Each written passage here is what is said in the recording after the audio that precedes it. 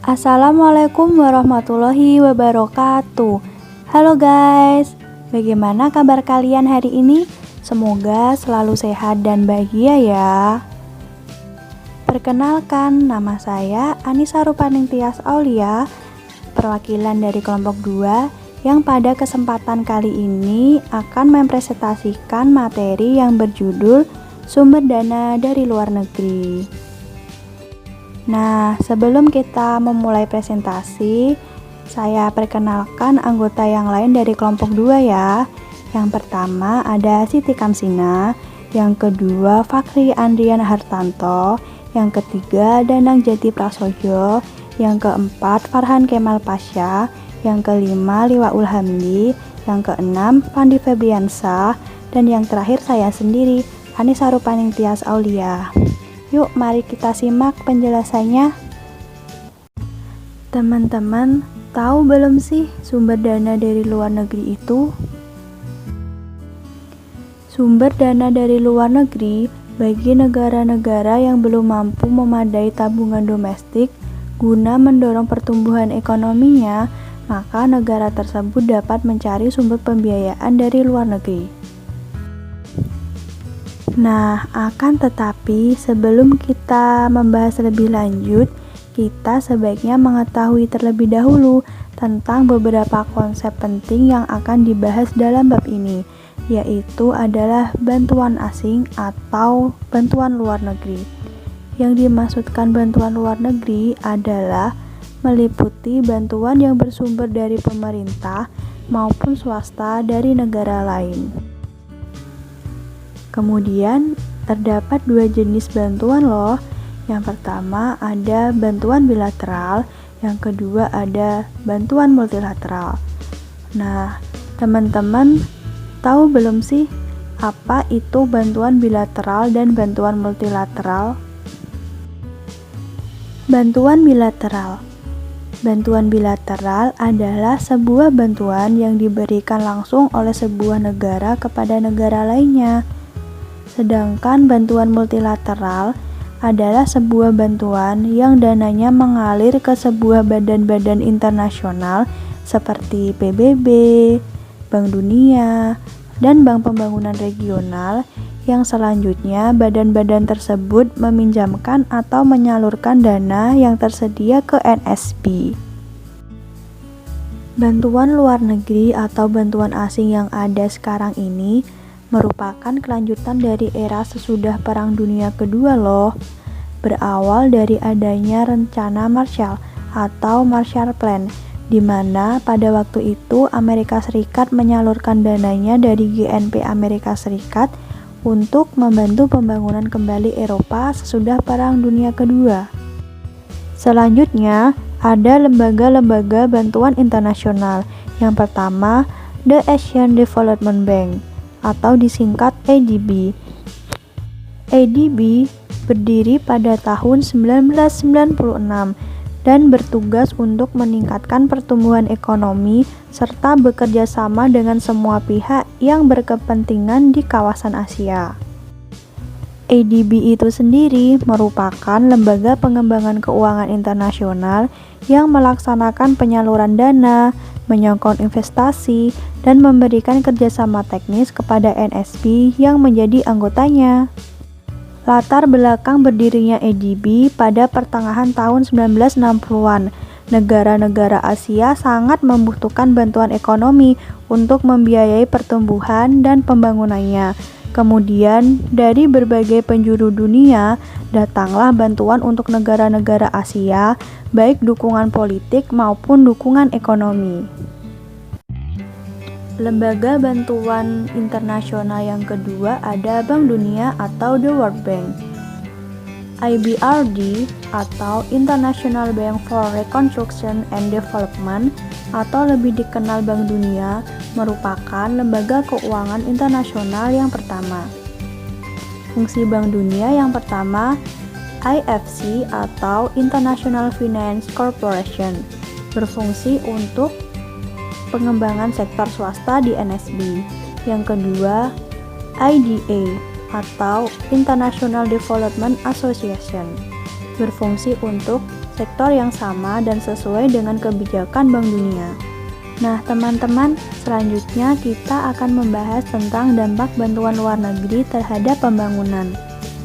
Menurut Horat Domar, peranan tabungan luar negeri adalah untuk menumbuh kembangkan tabungan domestik sehingga dapat meningkatkan investasi yang pada akhirnya akan mempercepat laju pertumbuhan ekonomi.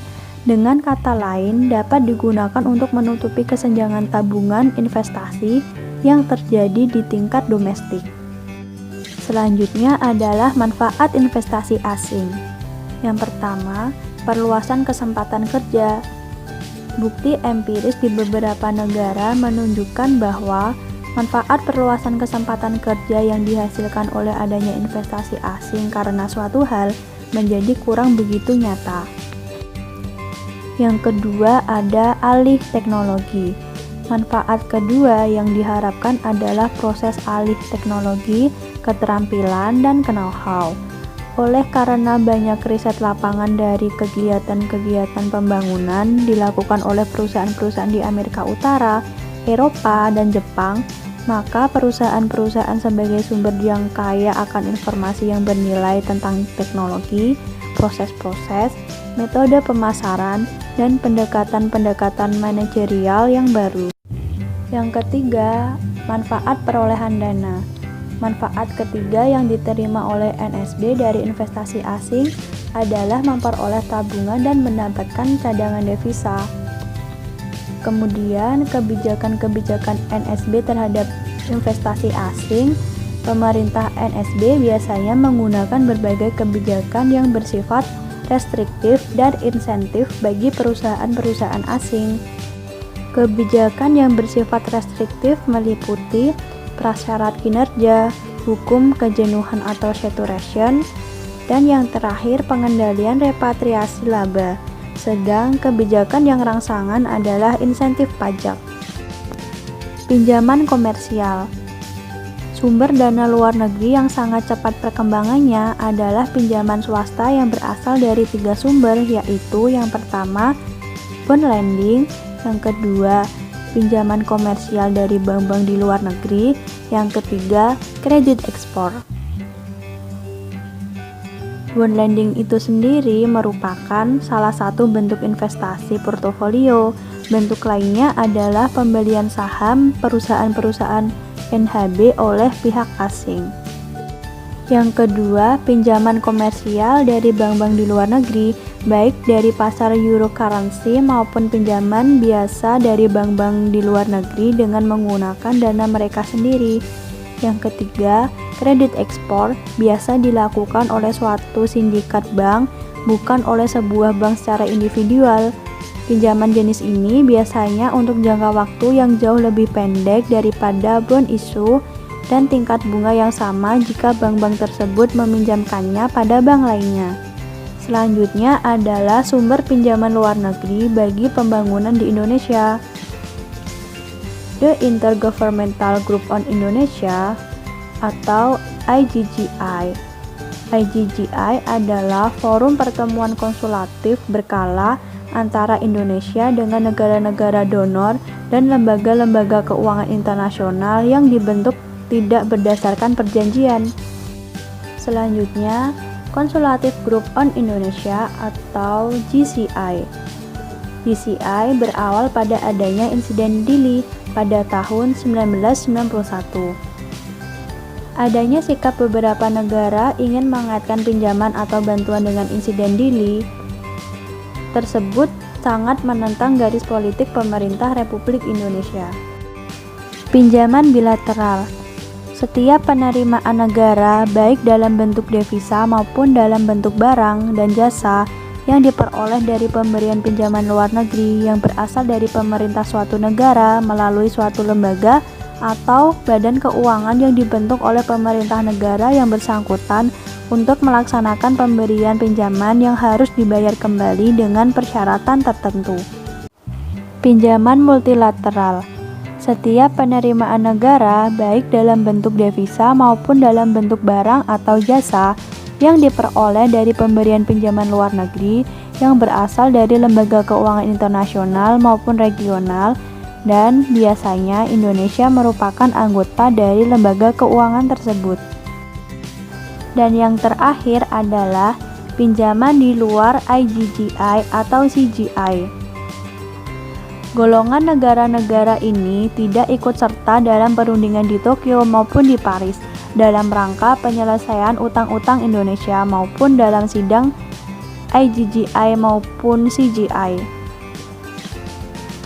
Alasan klasik yang dikemukakan golongan negara-negara tersebut adalah justru utang-utang tersebut timbul karena politik imperialis atau kolonial negara barat, dan mereka tidak ikut serta bertanggung jawab.